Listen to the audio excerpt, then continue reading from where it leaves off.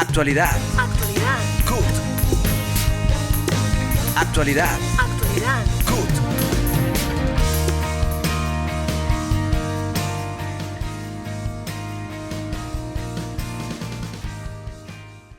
Bienvenidos a esta nueva emisión de Actualidad CUT, el programa oficial de los trabajadores colombianos, donde les contamos el acontecer laboral, sindical, económico y social del país. La Central Unitaria de Trabajadores CUT les extiende un saludo en este fin de semana que se celebra el Día del Amor y la Amistad.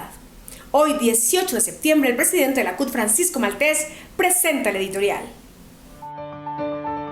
Editorial. Continúa la movilización social en Colombia. Toda vez que no se han solucionado las causas del estallido social del 28 de abril, continúan las movilizaciones programadas por el Comité Nacional de Paro. Este 28 de septiembre volveremos de nuevo a las calles a solicitarle al Congreso de la República que dé trámite a los 10 proyectos de ley que el 27 de julio radicó el Comité Nacional de Paro, que se designen los ponentes de los proyectos de ley y que se hagan los debates respectivos en las comisiones.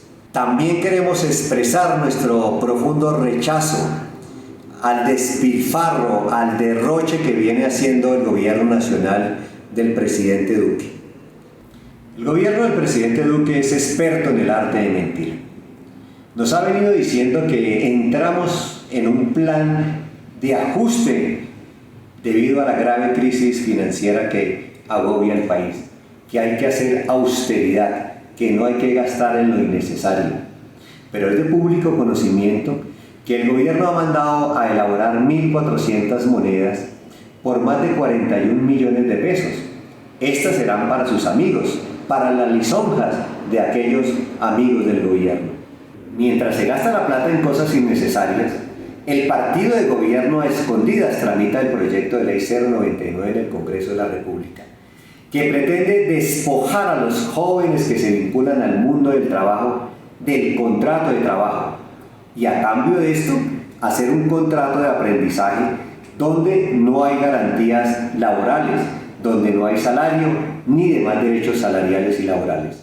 El partido de gobierno no ha entendido que los jóvenes que salieron a la protesta social el 28 de abril de forma pacífica exigían trabajo decente.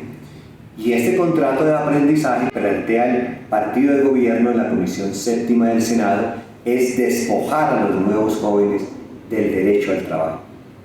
Finalmente, llamamos al gobierno nacional a que dé garantías para el ejercicio de la protesta social en Colombia, toda vez que continúen las amenazas a dirigentes sindicales a lo largo y ancho del país, a defensores de los derechos humanos, a defensores de tierras, a defensores del medio ambiente y a excombatientes de las FARC. Continúan las amenazas y los asesinatos. ¡Pare la masacre, presidente Duque!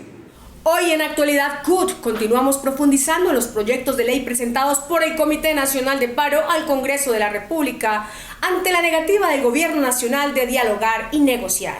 En esta emisión ampliaremos el proyecto de ley que tiene por objeto regular el conjunto de principios, garantías y mecanismos indispensables para asegurar el pleno goce del derecho fundamental a la protesta pacífica.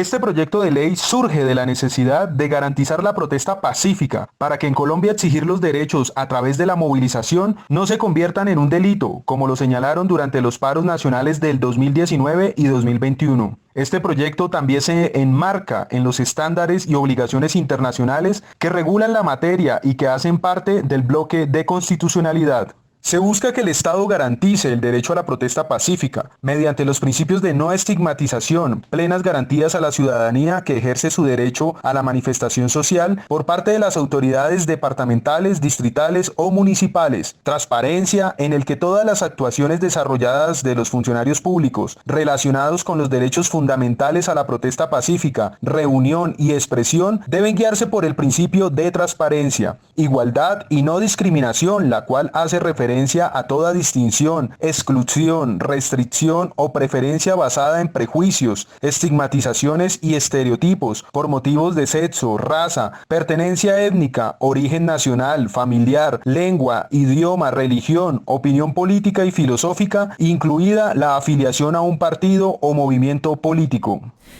Este proyecto de ley busca tener los siguientes enfoques frente a la protesta social: enfoque de derechos, preventivo, diferencial, de género y territorial. A Sitsi Uribe, hermana de Lucas Villa, muerto el pasado 11 de mayo tras ser baleado 6 días antes, durante una manifestación en Pereira en el marco del paro nacional, y quien se convirtió en el símbolo de la protesta pacífica, le ha tocado ser la voz fuerte y contundente que exige garantías para la protesta, celeridad y justicia en la investigación y memoria viva para acompañar el recuerdo de las víctimas de la represión policial desde el inicio del estallido social. Porque eso nos hace parte, primero, de ser una democracia. Una democracia es la unión de la diversidad de pensamientos, de la diversidad de culturas, de la diversidad de razas, hacia un mismo fin, que es la convivencia, que es la paz, que es la armonía, porque es muy importante que se nos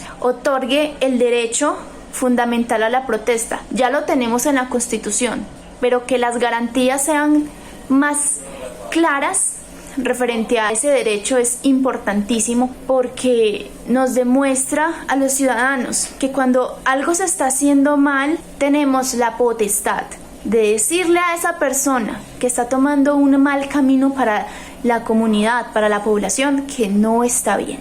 Aún repasa en su memoria el recuerdo de ese hermano, ejemplo y guía para ellos y sus hermanos, familia y amigos. Bueno, Lucas era un hombre de 37 años que había comenzado su carrera de ciencias del deporte y la recreación a los 33 años, ya venía terminando su carrera, era un hombre estudiante destacado, muy juicioso, muy disciplinado, deportista nato, maestro de yoga, que se desempeñaba mucho en ayudar a las personas, en querer que cada quien pudiera explotar desde su interior lo mejor de sí. Era alegre, era muy pintoresco, era una persona que donde llegaba llamaba la atención por su forma tan espontánea de ser, y eso le gustaba mucho a las personas. Un hombre que sabía cuáles eran sus derechos, cuáles eran sus deberes, y que quería que las demás personas conocieran a través de la pedagogía, del baile, de la danza, la libertad de ser. Aún retumban en sus oídos, en su memoria, los cantos de su hermano, la exigencia por mejores oportunidades, por el cumplimiento de derechos, por el cese de la corrupción, por las voces que se acallaron.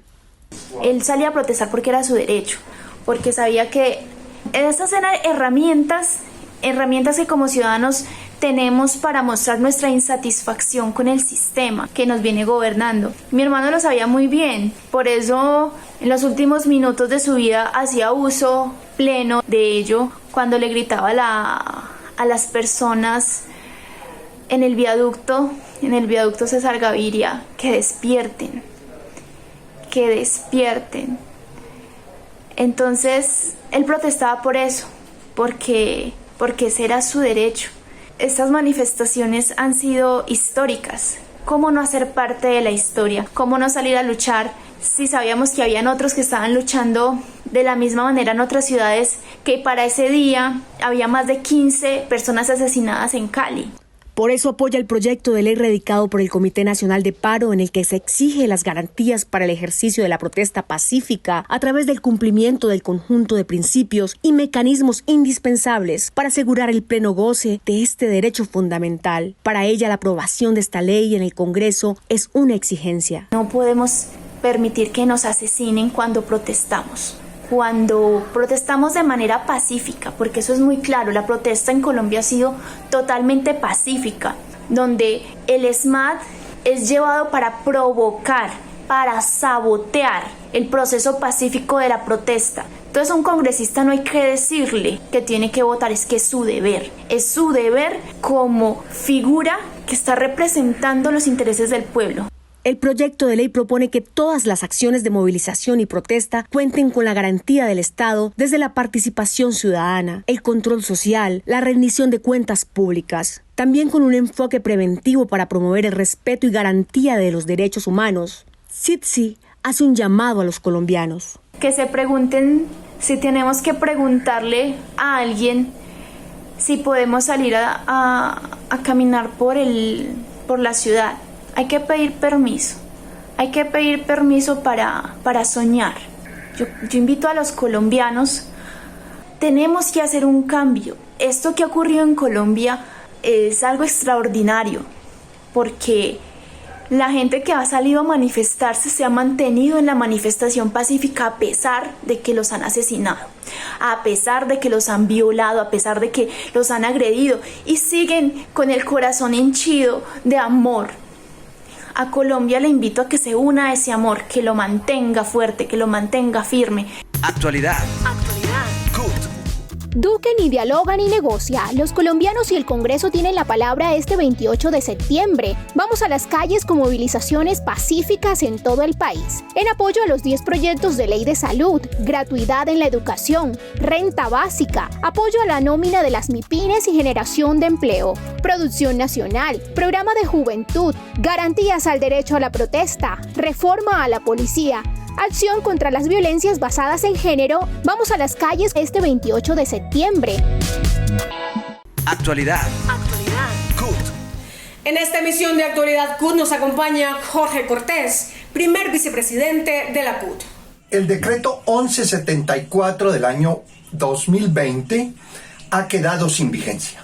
La Corte Constitucional señaló inexequible el artículo 193 del Plan Nacional de Desarrollo, por cuanto que al introducir una reforma pensional y una reforma laboral, podríamos también señalar, no tiene unidad de materia.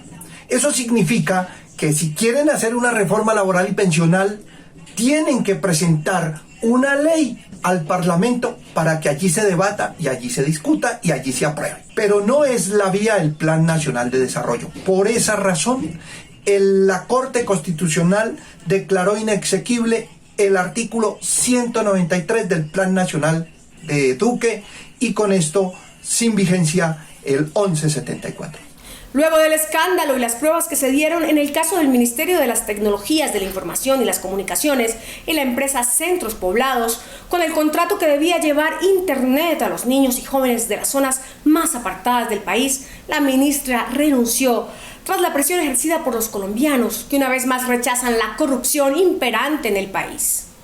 Este escándalo se agrava por la presunta participación de Emilio Tapias e Inocencio Meléndez en la Junta Directiva de la Unión Temporal Centros Poblados, quienes han estado implicados en escándalos de corrupción en el país. Exigimos que además de la renuncia de la exministra, se responsabilice a los culpables y se recuperen los dineros que garantizarán el acceso a Internet a millones de niños y jóvenes colombianos.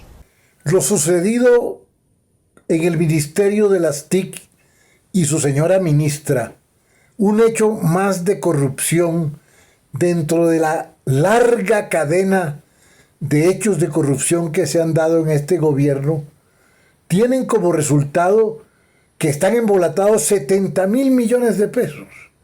Pero adicionalmente está embolatada la posibilidad que centenares de miles de niños de municipios apartados y del campo puedan beneficiarse de la conectividad, de la red, del Internet, para poder recibir conocimiento que es la clave para poder superar el desarrollo.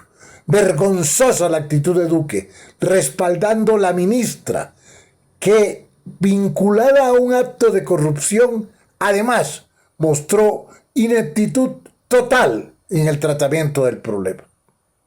Tras el escándalo desatado en el MINTIC, el tema de la corrupción vuelve a tomar relevancia en el país.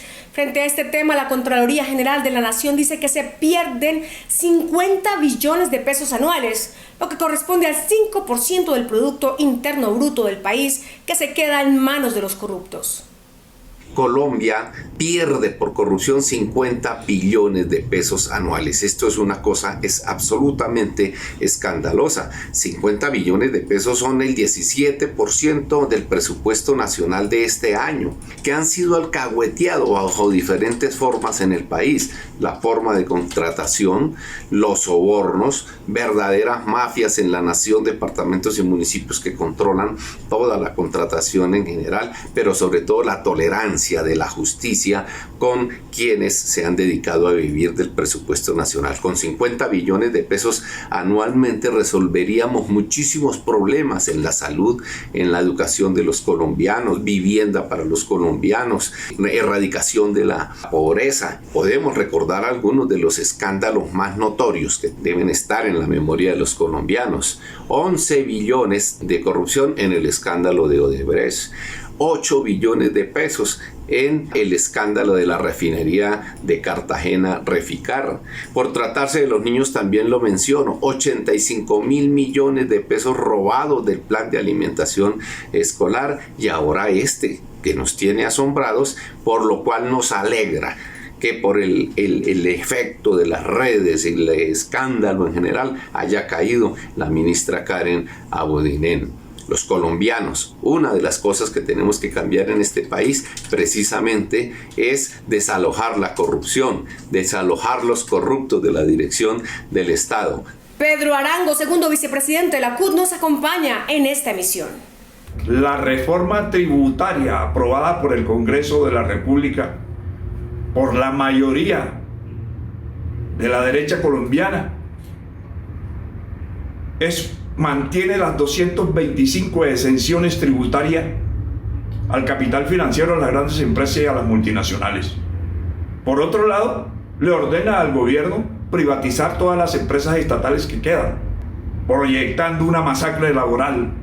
¿Cómo así que la Corte Constitucional les pide dos fallos, uno declarando inexequible el 193 y otro declarando exequible el 193, que le permite al gobierno continuar aplicando el 1174 contra los trabajadores? Pero igual también es una burla que hayan nombrado como subdirector del Banco de la República Carrasquilla y a la ministra de las TICs, que se llevó los 70.000 millones de pesos, como alcaldesa encargada de la capital de Sucre. Vamos todos a la calle el 28 de septiembre.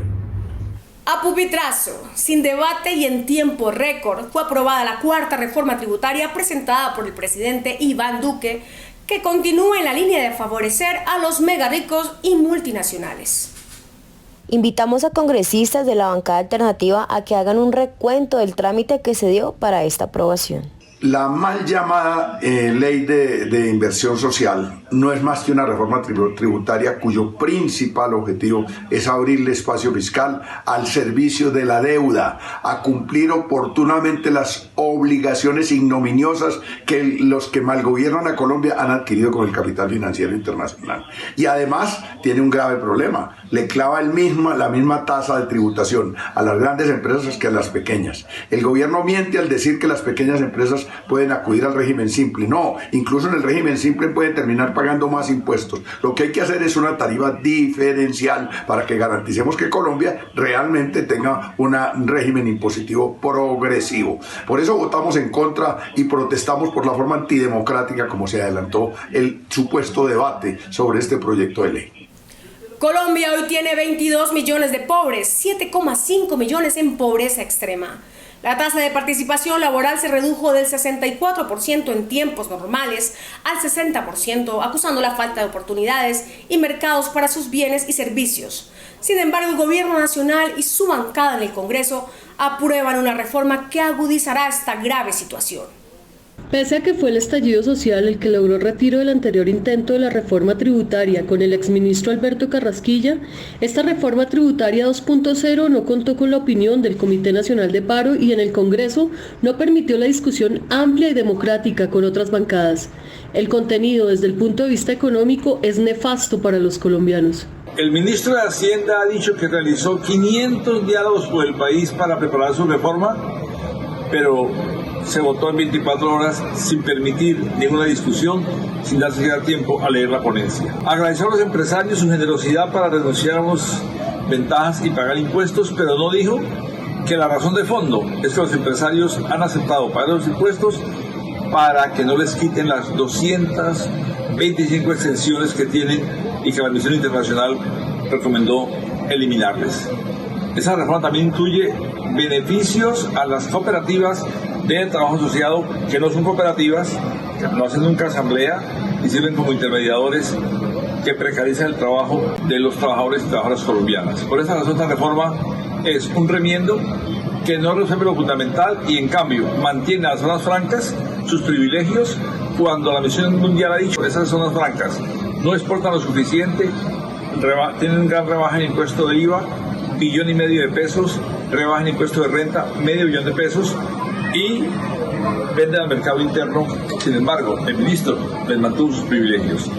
Desde el principio, la CUT planteó serios reparos al Plan Nacional de Vacunación, en el que se exigía al gobierno nacional la inmunización contra el COVID para todos los colombianos. Pero transcurridos 7 meses no se ha logrado este propósito. Incluso en las últimas semanas, el país vivió una escasez del biológico, tanto para las primeras como para las segundas dosis.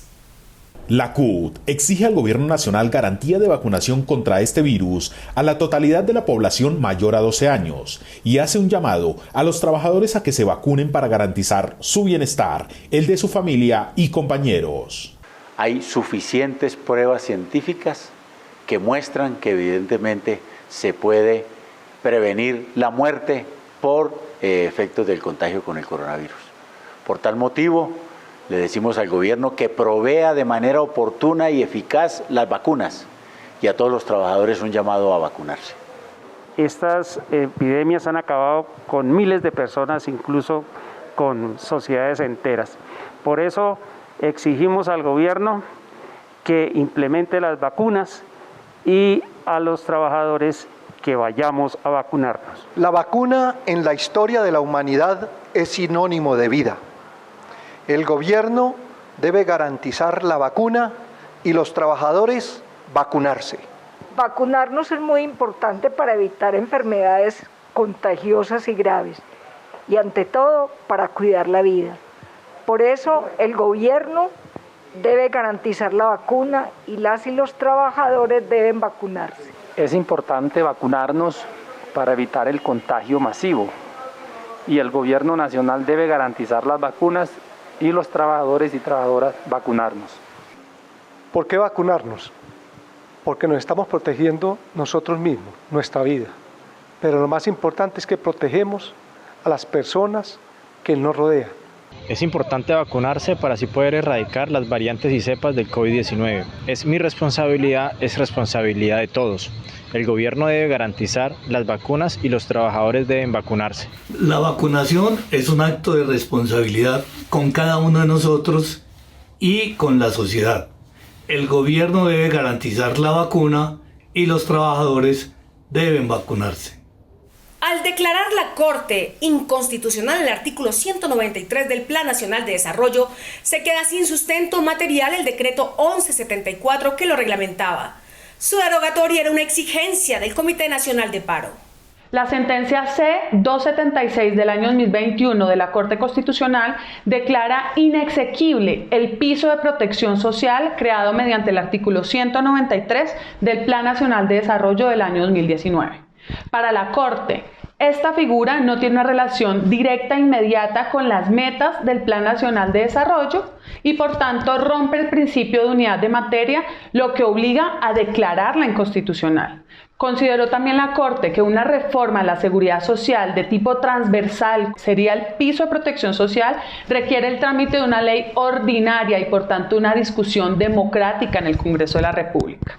Sin embargo, los efectos de esta sentencia de inconstitucionalidad serán efectivos a partir del año 2023, única y exclusivamente para salvaguardar los derechos de las personas que ya habían sido vinculadas al falso piso de protección social. En este momento, esa norma ha salido del ordenamiento jurídico y cualquier trabajador o trabajadora puede oponerse a su empleador si quiere incluirlo en este sistema de los pisos de protección social. ¿Cuáles fueron los argumentos de la Corte? Básicamente que mediante una ley del Plan Nacional de Desarrollo, que es instrumental, transitoria, no se puede regular temas laborales y temas pensionales. Esto quiere decir que el presidente Duque no puede hacer una reforma al sistema de seguridad social, al régimen pensional, a través de su Plan Nacional de Desarrollo. Lo que debemos hacer es promover que las personas no se afilien al piso de protección social, se desafilien si ya lo están y reivindicar un verdadero piso de protección social que cumpla con la recomendación 202 de la Organización Internacional del Trabajo. Se llevó a cabo en la ciudad de Cali el foro Nueva Jurisprudencia sobre el derecho a la pensión convencional, organizado por el sindicato Sintra en Cali, ANEBRE y Sintra en Municol, Cali. En este evento se abordó el derecho a las pensiones establecidas en las convenciones colectivas en Colombia, así como acciones sindicales interpuestas ante organismos internacionales como la OIT y la CIDH. También se definieron propuestas y un plan de acción para la defensa de la pensión convencional. De esta manera hemos llegado al final de Actualidad CUT. Los esperamos en la próxima emisión con toda la información del acontecer laboral, sindical y social del país. No olviden seguirnos en nuestras redes sociales como CUT Colombia.